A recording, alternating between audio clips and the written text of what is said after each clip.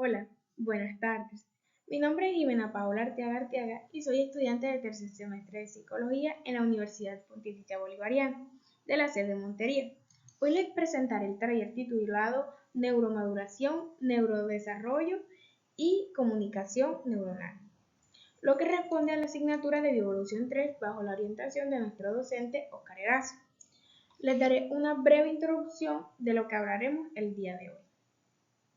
Principalmente, el propósito de este trabajo es comprender cómo se estructura, se madura y se comunica el sistema nervioso central, desde la etapa embrionaria hasta etapas o funciones mucho más complejas. Bueno, ya después de haber dado esa breve introducción y la cual yo me presenté bueno, ya comenzaré ya a abarcar el tema de este taller, como principalmente comenzar a explicar las diferencias entre dos conceptos bastante claves como lo son el neurodesarrollo y la neuromaduración. Principalmente tenemos el neurodesarrollo, como bien sabemos es el conjunto de procesos biológicos que forman la arquitectura de todo nuestro sistema nervioso central, lo cual estos procesos incluyen la formación del tubo neuronal, la neurogénesis, la migración neuronal, la sinaptogénesis y el refinamiento de los circuitos neuronales. También se ven mucho más influenciados por factores como la regularización epigenética y las señalizaciones inmunes. El neurodesarrollo también está determinado en gran medida por la genética, incluyendo la función genética heredada de nuestros padres, lo que en cambio en la neuromaduración es como la fase final del neurodesarrollo, lo cual ocurre principalmente durante la infancia y la adolescencia. Entonces, en esta neuromaduración incluyen procesos como la mielinización, el desarrollo de las sinapsis funcionales maduras, la estabilización de conexiones y el fortalecimiento sináptico. Y también un proceso llamado la poda sináptica, también conocida como PRUNIT, si lo mencioné mal, me disculpa. Esta etapa también se puede ver influenciada por el entorno, por el ambiente, lo que demuestra que, como anteriormente lo dije, el ambiente junto con la genética funcionados modifica obviamente la estructura y la funcionalidad del sistema nervioso central, lo que abarcando todo lo que acabo de mencionar, en resumen, el neurodesarrollo construye como tal la estructura básica del sistema nervioso y la neuromaduración refina y consolida obviamente a nuestro sistema nervioso central, preparándolo para funciones más complejas. Bueno, y avanzando con lo que anterior acabo de mencionar, les estoy mostrando ahora un cuadro comparativo donde podemos observar claramente las diferencias entre ambos términos. Tenemos que el neurodesarrollo comienza desde la concepción y se enfoca en la construcción básica del sistema nervioso, mientras que la neuromaduración comienza un poco más tarde, lo que es en la infancia, y lo cual busca optimizar las funciones cognitivas motoras. En los procesos claves también cambian.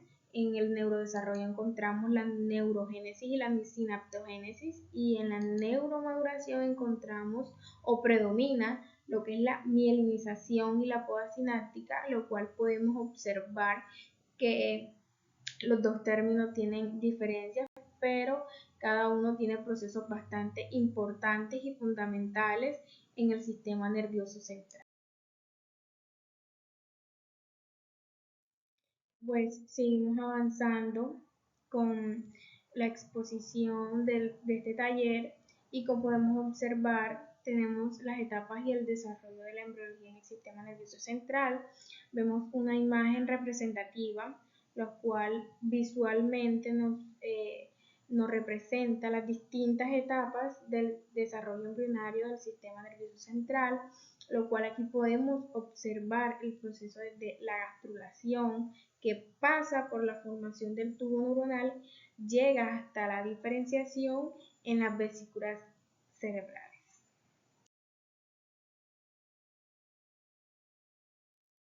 Bueno, siguiendo con las etapas antes mencionadas y mostradas, las que visualmente vimos en la imagen, las voy a describir ahora cada una para ver qué sucede en cada una de estas etapas, procesos fundamentales que suceden en estas etapas.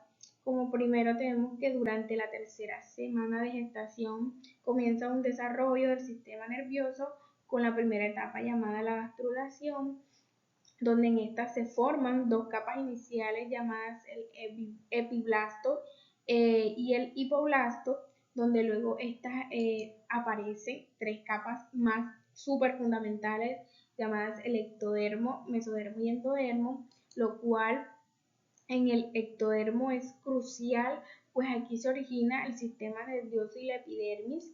En esta etapa también aparece la línea primitiva y el nodo de Hensen, que son estructuras esenciales que inducen la formación de la placa neuronal, lo cual nos da que es el primer indicio del sistema nervioso.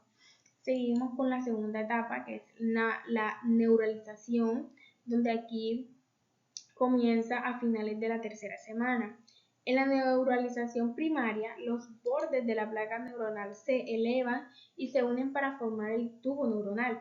En la neuralización secundaria, el tubo se ahueca, cerrándose completamente de los extremos, lo cual se le llama neuropos anterior y posterior. Obviamente ya una vez cerrado el tubo neuronal, se separa del ectodermo y se convierte en la base del sistema nervioso central.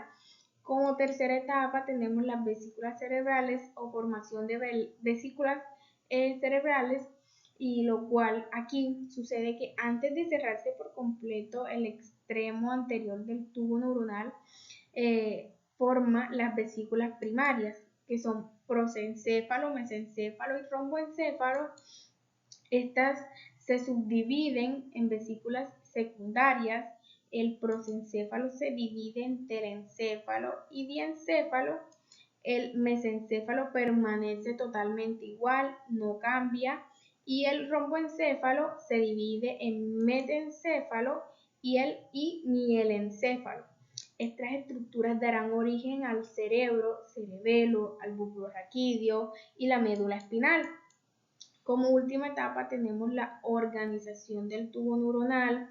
Aquí el tubo neuronal se compone de tres etapas, como la zona ventricular, donde en esta están las células madres neuronales, la zona intermedia, o sustancia gris.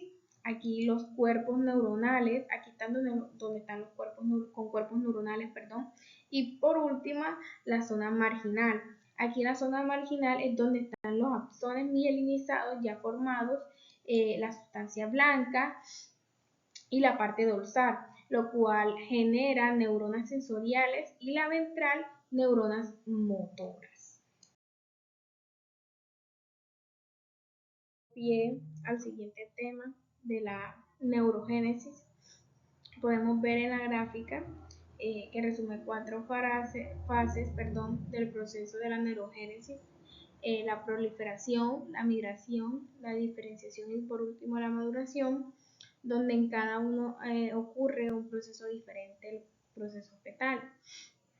Pero antes de decirles a qué ocurre en cada una de estas, primero, la neurogénesis, según Hernández del 2018, es un periodo biológico donde aquí se desarrollan diferentes procesos para garantizar el mejor desarrollo completo, obviamente, del ser humano.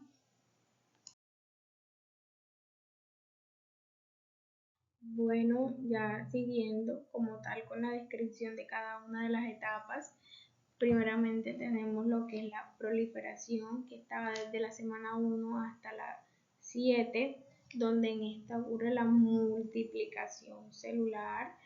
Como segundo tenemos la migración, donde estaba desde las octavas semanas hasta el número 15, donde aquí la célula se desplaza a su lugar definitivo, hacia dónde va cada célula. Como siguiente tenemos la diferenciación, estaba desde la semana 16 hasta la 26. Aquí las células se especializan en funciones neuronales, aquí en la diferenciación, donde cada una se especializa en algo. Cada una tiene algo en específico. Por último, ya tenemos la maduración, que estaba desde la semana 27 hasta la adultez. Esta ocurre la mielinización de los axones, lo que optimiza la transmisión de los impulsos. Entonces, como tal, podemos observar las 4 etapas fundamentales de la neurogénesis, las cuales pudimos observar en la imagen. Ya aquí se las describí un poquito más en palabras breves, lo que cada una logra identificar o logra hacer en este proceso importante como es la neurogénesis. Bueno, como podemos observar, seguimos abarcando temas muy relevantes y muy importantes a lo largo de este taller, y un tema muy importante sería lo que es la neurona, sus partes y su funcionalidad, donde vemos que la neurona es la célula fundamental del sistema nervioso, ya que recibe estímulos, los procesa y también los transmite. Entonces vemos que la neurona es una parte muy fundamental, ya que está encargada de procesar, transmitir estímulos, llevarlos a cada partecita de todo, todas esas áreas especializadas. También está compuesta por soma o cuerpo celular, axón, botones terminales, cono axónico y por último los núcleos de Rampier, que les estaré explicando un poco de qué se especializa, cuál es la función esencial de cada uno de estos. Y como primero tenemos el soma o cuerpo celular, donde este contiene dentro de él el núcleo. Tenemos como segundo las dendritas, que estas reciben las señales de cada una de las neuronas, todas las señales. Y tenemos como axón, que es el que conduce el impulso hacia otras neuronas, el impulso eléctrico hacia otras neuronas. Tenemos los botones terminales, los cuales estos liberan neurotransmisores. Tenemos también el cono axónico, donde este inicia el potencial de acción. Esa es la etapa principal donde se inicia el potencial de acción para poderse distribuir hacia las demás neuronas. Y como por último tenemos los nódulos de Rampier. Aquí en este se acelera la conducción del impulso. Aquí es donde este hace la aceleración del potencial de acción para que pueda llegar de manera súper rápida hacia otras neuronas.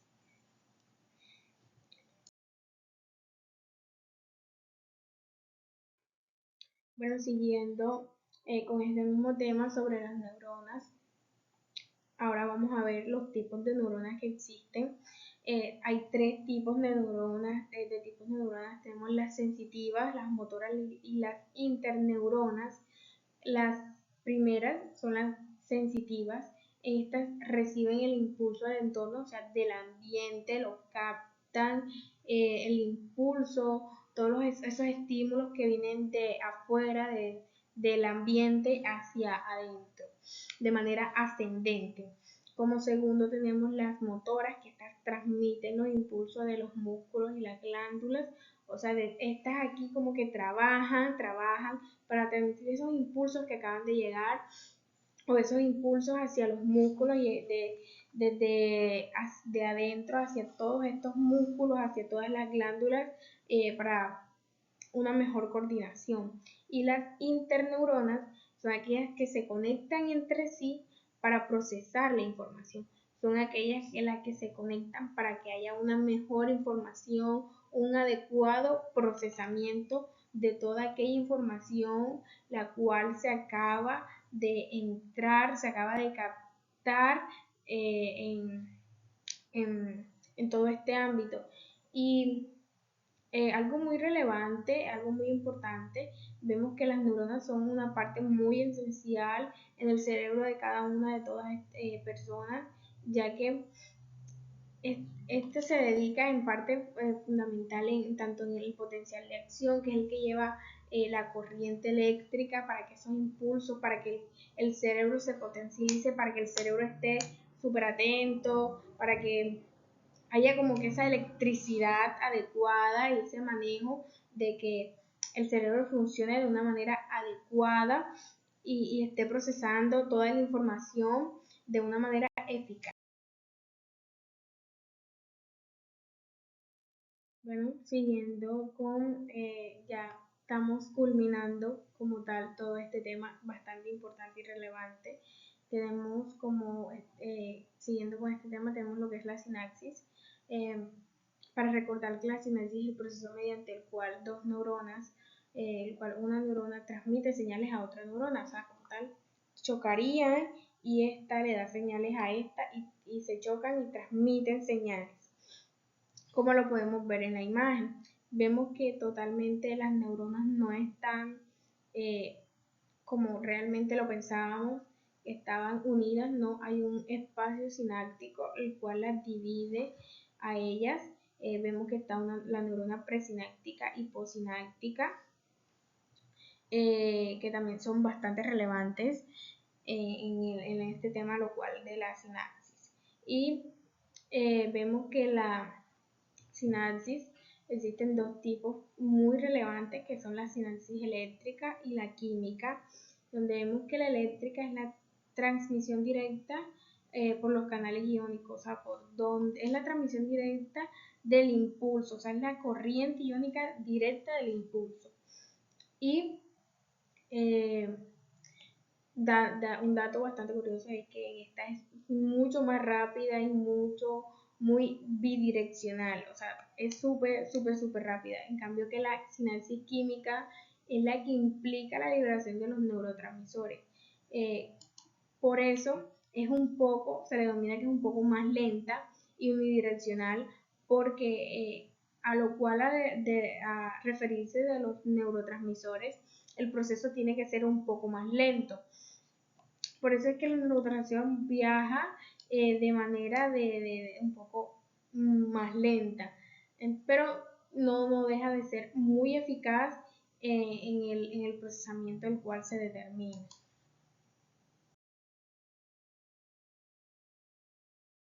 Siguiendo un poco sobre otro tema bastante relevante, no hemos terminado todavía sobre la sinapsis, pero hacemos un paréntesis en este importante concepto, importante término, lo cual es el potencial de acción, donde vemos que el potencial de la acción es como el cambio de polaridad de la membrana cuando la neurona es estimulada. Vemos que consta de tres fases fundamentales como la despolarización, donde es cuando entra el sodio, la repolarización, donde sale como tal ya el sodio, y la hiperpolarización, donde aquí se restaura el equilibrio como tal de todo este potencial de acción. Eh, Algo muy relevante que también me llamó mucho la atención, que se llama la bomba de sodio-potasio. Aquí esta lo que busca es mantener ese equilibrio usando la energía para intercambiar iones. Y me parece súper fundamental y un tema bastante importante, ya que este es un proceso bastante significativo. Vemos que prácticamente mantiene el equilibrio usando la energía y así, o sea, estabiliza como tal y eso lo hace súper fascinante. Entonces, eh, podemos darnos cuenta que el potencial de acción es bastante relevante en lo que es la comunicación neuronal y todo este ámbito, todo este proceso.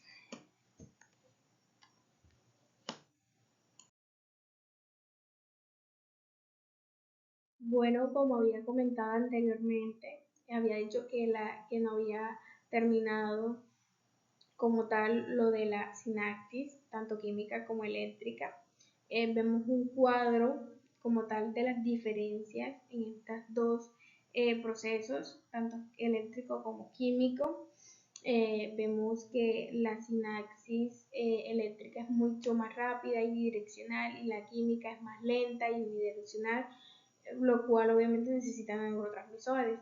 Cada una cumple una función específica en el sistema nervioso central, cada una hace su procesamiento de manera específica, lo cual lo podemos ver en este cuadro donde lo estamos identificando cada una de las diferencias principales, como el tipo de comunicación, la velocidad de transmisión, la direccionalidad, la presencia en el cuerpo. Vemos que la eléctrica y la presencia en el cuerpo se ve muy común en neuronas, músculos lisos y hepatocitos, mientras que la química se ve muy presente en lo que es la sinapsis entre neuronas en el sistema nervioso, lo cual es muy importante ya para culminar lo del tema de la sinapsis, tanto química como eléctrica. Ya con este podemos ya culminar lo que es en el taller este proceso. Bueno, siguiendo con un tema bastante relevante que son los neurotransmisores, vemos que hay algunos muy relevantes. Tenemos lo cual que es el glutamato, la serotonina, la acetilcoína y la dopamina. El glutamato es el principal excitador del encéfalo porque este tiene el 75% de excitación tanto en el encéfalo como en la médula espinal. En la serotonina es aquella que regula el sueño y los estados de ánimo. En la acetilcoína es clave en la memoria, la atención, el aprendizaje, en la toma de decisiones. Y como por último tenemos lo que es la dopamina, que está muy asociada al placer y a la motivación. Vemos que estos neurotransmisores son muy eficaces, están especializados en diferentes áreas específicas, fundamentales, que ayudan al ser humano a sentir placer, motivarse.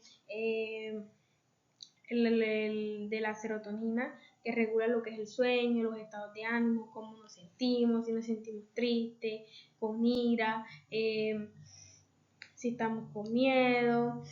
Entonces, son procesos bastante fundamentales que son necesariamente importantes en todo el proceso como tal. Bueno, ya para finalizar con todo el taller, tenemos los neuroreceptores, eh, problemas técnicos con la S, pero me disculpa. Vemos que son proteínas que reciben los neurotransmisores. Vemos que hay de dos tipos, que son los ionotrópicos, que son los que activan los canales iónicos directamente, y los mecabotrópicos, que son los que activan mecanismos internos con segundos mensajeros. Estos son esenciales para mantener la eficacia en la sinapsis. Algo relevante que quisiera recalcar o añadir es que su relación con la comunicación neuronal es que cuando la corriente iónica pasa a través de los canales iónicos, cesa cuando se elimina totalmente el neurotransmisor. Entonces, aunque esté indefinidamente en la epidérmica, esto va a impedir completamente que haya nuevas conexiones. Entonces podemos ver que hay una relación bastante grande y bastante fundamental con la comunicación neuronal, y vemos que posiblemente si no hay una buena conexión, vamos a ver que va a estar como que fracturando ahí. Terminamos ya este taller, ya finalizamos como tal. Todos vimos que tuvimos temas muy relevantes, muy importantes, neurodesarrollo, neuromaduración y comunicación neuronal, que fueron los temas que estuvimos abarcando, y vimos que como en conclusión como tal, el desarrollo del sistema nervioso es un proceso bastante complejo que inicia desde la gestación y continúa hasta la adultez, y esto nos permite comprender el neurodesarrollo, la neuromaduración y la comunicación neuronal, como anteriormente lo acabé de mencionar. Esto es bastante clave para las futuras intervenciones de salud mental, educación y neurociencia. Entonces vemos que esto abarca mucha información, es un poco complejo, pero es un tema muy importante, muy relevante obviamente para nosotros que estamos empezando en esta etapa de conocer un poco más sobre este tipo de procesos. Entonces, mi nombre es Jimena Arteaga y muchas gracias por su atención.